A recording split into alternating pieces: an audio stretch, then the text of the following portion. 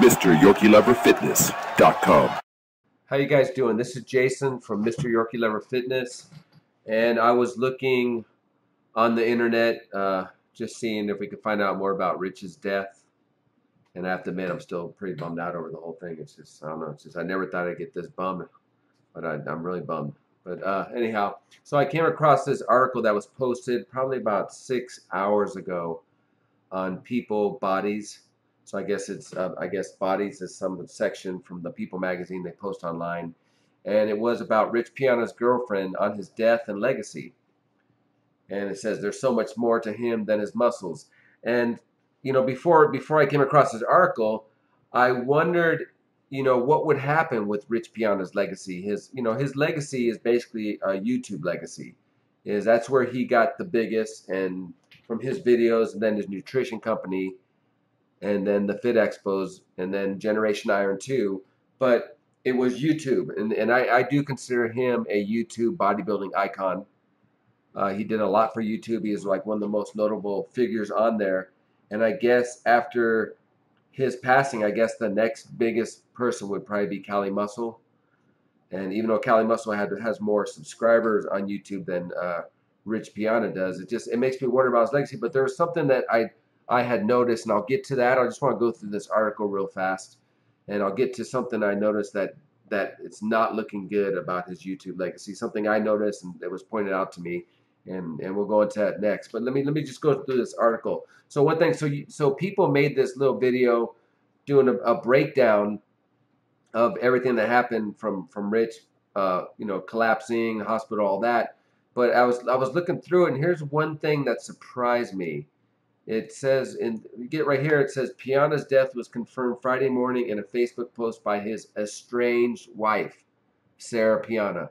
So, I mean, I was led to believe that they, had got a divorce and it was annulled, so it was like they never were even married.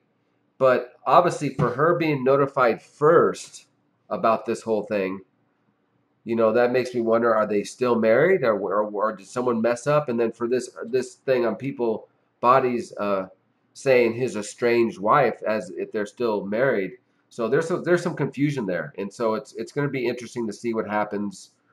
If he was still married, if not, who's going to get, his channel and his part of the nutrition company, because he only owned half of it. His first ex-wife, Jane, owns the other half. And so it is like his ex-wife here, Sarah, going to get it? Is his girlfriend Chanel going to get it? Is his mother, his father's like, it's a curious thing to see what's going to happen. And depending on what happens with that will affect Rich Piana's legacy online. So as we go through this article, so this was Chanel, talking to People, and so let me just break it down for you. It says Chanel Jansen, who was the videographer and photographer for Piana's company, 5% Nutrition, has watched her Instagram feed fill up with messages for Piana since he passed away on August 25th. People to this day are still calling in, even though they know he's passed. Jansen, 31, tells People, Rich changed so many people's lives. This one guy called and said he became a molecular biologist because Rich gave him that 5% mentality of doing whatever it takes to reach your goals in life, no matter what they are. There's so much more to him than muscles. Jansen, who was with Piana for over 3 years, says he changed her life too. I've never ever dealt with a death this close to me before, let alone the love of my life. I don't feel like I'm ever going to love anyone as much as I loved, and quite frankly, I don't want to. Yeah, and it's really a sad situation for her. It's like if you are lucky enough to find the person you are meant to be with, and then to lose them at such a young age, it's really sad. I mean, I'm glad that they finally got back together and realized they were meant for each other before this happened, so that at least they had that moment. So it says Jansen was cutting Piana's hair when he suddenly collapsed on August 7th. She gave him chest compressions until the ambulance arrived, but doctors later told her that Piana was gone before he even hit the floor from a heart attack. He remained in a medically induced coma for almost 2 weeks before they took him off life support based on his will. So he had a living will. They said he had no chance of a meaningful recovery and he was in a vegetative state. Jansen explains, I said it's a good thing it's not up to me because I love him so much. I'm too selfish to make that decision to take him off life support. He was breathing on his own for nearly a week, and then he just let go. And that's what happens if you ever have the misfortune of having someone on life support and they take them off. Is it takes about a week that they will eventually, their body will eventually just give up. And so that looks like what that happened here with Rich. She had suspected that something was wrong with Piana, who had a history of steroid use a few days prior to his heart attack. When the couple was visiting Los Angeles, and Piana had 2 episodes of vomiting and difficulty breathing. She pushed him to go to the hospital, but Piana kept refusing.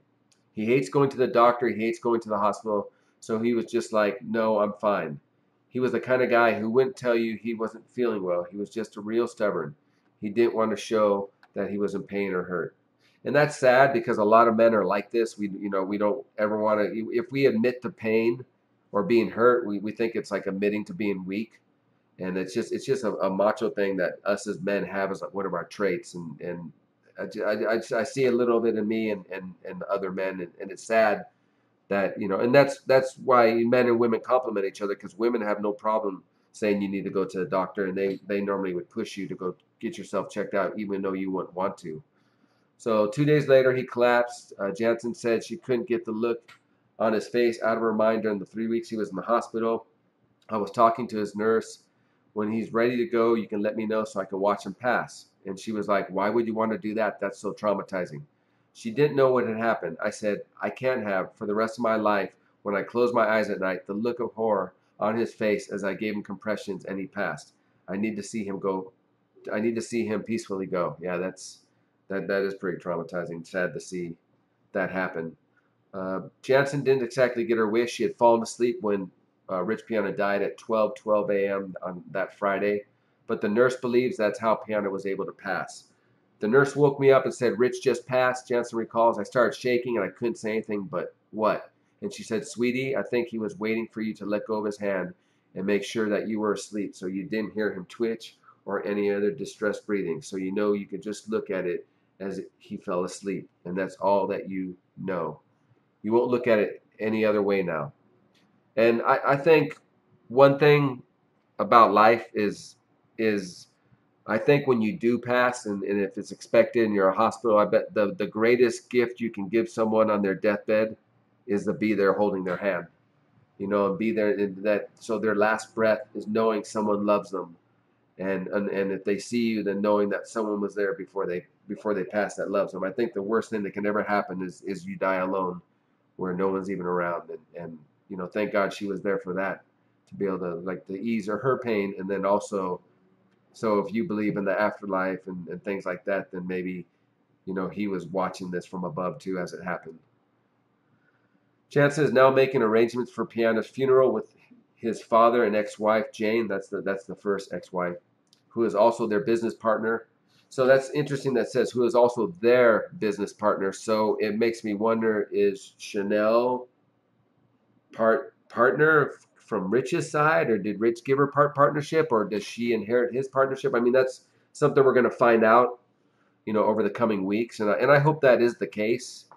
Because I think I think she will do the best to protect Rich's legacy and give his nutrition company a chance to live on after his death and maybe become more iconic, maybe like in a Bruce Lee or Elvis type of way. So it says, Jane, who's also their business partner, while preparing to move out of the home they shared in Florida. I sleep on his side of the bed so that I can smell where he was laying last, and I smell the sheets and talk to him every night, she says. And I tell him that I love him then. I love him now, and I love him always, and I remind him when it's my time to come find me because I don't want to go anywhere without him. Yeah, so it's pretty sad. It's what Chanel's going through is a really sad thing. So now that this gives me back to what I was talking about, his legacy. So here's something I discovered. When you go to Rich Piana's channel on YouTube and you look at it right here, it says 615 videos. Well, when he passed last Friday, there was 652 videos. So basically 37 videos are missing. So I don't know what 37 videos are. I don't know what their topics were, but for some reason 37 videos are not on his channel. I mean, they could be made private, or they could have been deleted. But like I said, there was 652 videos when Rich Piana passed on Friday, and now there's 615. And so, like, this goes back to my original question: what's going to happen with this legacy? I mean, already 37 videos he made that he wanted on his channel are now gone. So, I mean, what else is going to disappear? You know, and I think that's sad because Rich seemed to be proud of everything he did, and he was pretty, open with his whole life, from steroid use to his divorce from Sarah, and just put himself out there. And I think that's what got people to really like him, whether you agreed with his bodybuilding lifestyle or not. Myself, I'm not really for steroids. I'd rather see people stay natural. But I respected him because he was brutally honest about what he did, good and bad. And so just for the fact that 37 videos are now missing, sends off an alarm in my head, thinking, okay, what else are they going to delete, censor, get rid of? And I don't think that helps his legacy if stuff starts disappearing. And I hope, whoever is responsible, if they're private, I hope they make them public again. And let me know what you guys think about all this. If you think that's fine deleting videos he had put up, or are you against it? So let me know in the comment section down below. If you're not already subscribed, go ahead and subscribe. And like I said, I'm this whole thing. Like I said, I was acquaintance of his, and I filmed him from time to time, but I never thought it would hit me this hard. Like I've been bummed since the day he passed. I was bummed the moment he went into the hospital because I knew there was a good chance he was going to pass, and I've been bummed this whole time. And it's just like I never thought I would be this bummed about the whole thing. But that just shows you what a nice, charismatic guy he was if you ever met him. And I guess in a way he did affect me, and it's like, yeah, it's just crazy. All right, guys, thanks for watching the video, and I'll catch you on the next one.